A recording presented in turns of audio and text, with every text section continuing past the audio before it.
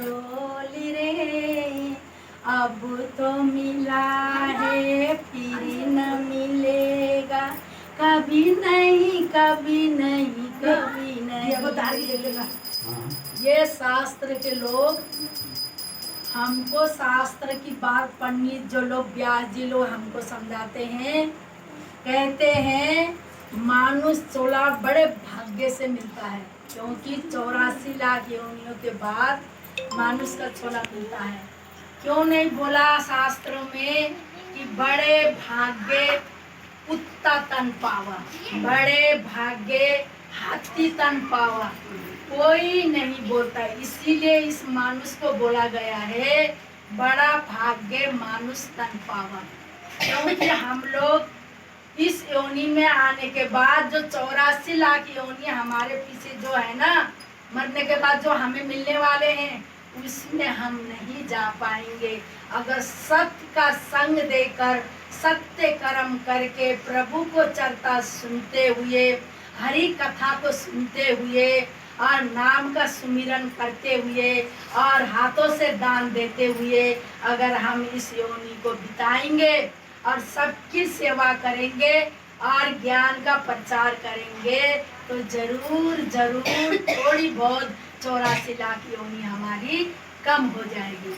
इसीलिए हमारे संत कहते हैं मानुष जन मन मोहि रे, माटी में ना रोहि रे, अब तो मिला है फिर ना मिलेगा, कभी नहीं कभी नहीं कभी नहीं रे, जीवन है अनमोल रे, माटी में ना रोहि रे, अब तो मिला है फिर ना मिलेगा, कभी नहीं कभी नहीं कभी नहीं रे।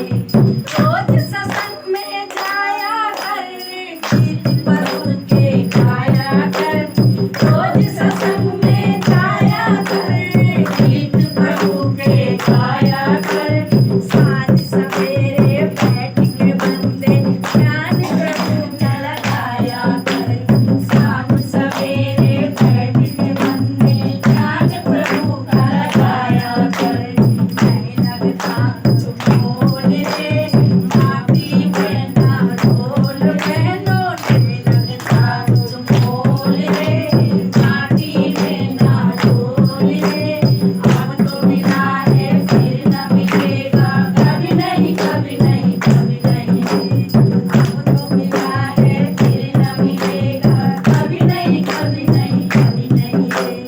जीवन बुलबुल पानी का, मत कर गर्भ जवानी का, जीवन बुलबुल पानी का, मत कर गर्भ जवानी का, एक कमाई कर लो भाई, पता नहीं जगदानी का, एक कमाई कर लो भाई, पता नहीं जिंदगानी का, अरे माटी आंखें खोल रे, माटी में ना रोल रे।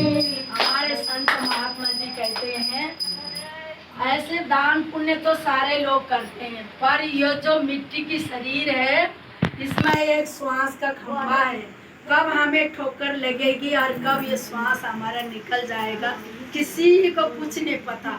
अभी ये कोरोना के उसमें आप लोगों ने देखा ही होगा कितना लाखों लाखों इंसान सब खत्म हो गए। हम लोग सोचते हैं भाई कल ज्ञान लेंगे, परसों ज्ञान लेंगे, तब परसों नहीं तरसों हम भजन में जाएंगे, और हमने तो यहाँ पढ़ा ही नहीं है ना कि कल क्या होने वाला है हमारे साथ। इसीलिए सबसे पहले अच्छे कर्म को कल पे मत छोड़ो मेरे बहनों, गलत काम को हम कल पे छोड़ देना और सच्चे काम को आज ही करना। यानी कि ये न सोचो यार कल करेंगे परसों करेंगे, वो तो इंसान को ये पता ही नहीं कब ठोकर लगे और कब बस हमारा आखिरी श्वास भी निकल जाएगा। इसीलिए संतों ने कहा ये जीवन बुलबुल पानी का, मत कर गर्भ जवानी का, क्योंकि 4 दिन की जवानी है। मैं इसीलिए कहती हूँ किसी बुढ़े आदमी का मजाक मत उड़ाओ, किसी बूढ़ी औरत का मजाक मत बनाओ, कोई गाड़ी में चल रहे हैं तो कोई जवान लड़की होगी तो उन्हें तो कहेंगे आओ बैठो हम सीट दे देंगे आपको। और बेचारे जो ये बुढ़े आदमी खड़ा है और यह बुढ़िया माता जी खड़े हैं, उसके लिए कोई सीट नहीं देते गाड़ी में। सब कहते हैं हमने पैसे दे रखा, हमने भी पैसे दे रखा। और बाई द वे कोई जवान लड़की खड़ी है, उसको कहेंगे हाँ आओ आओ आओ यहाँ मेरे बगल में बैठ जाओ। ये कलयुग का जमाना है और अभी तो इतने ही कलयुग आया है।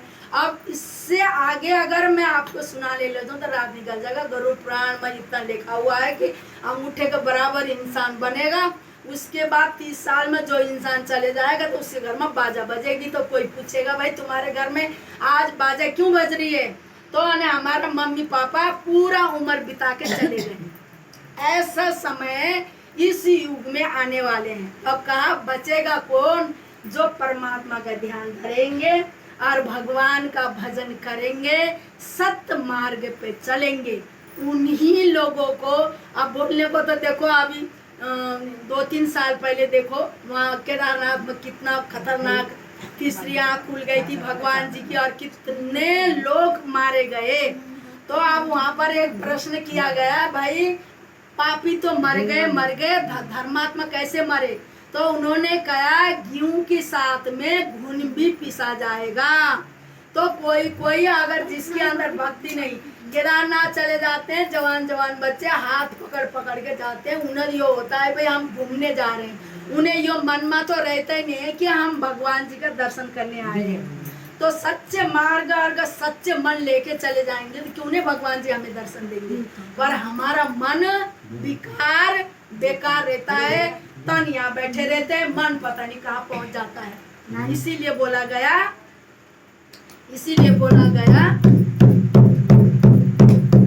कहाँ पहुंची थी मैं, जीवन बुलबुल पानी का मत करे गर्भ जवानी का, जीवन बुलबुल पानी का मत करे गर्भ जवानी का।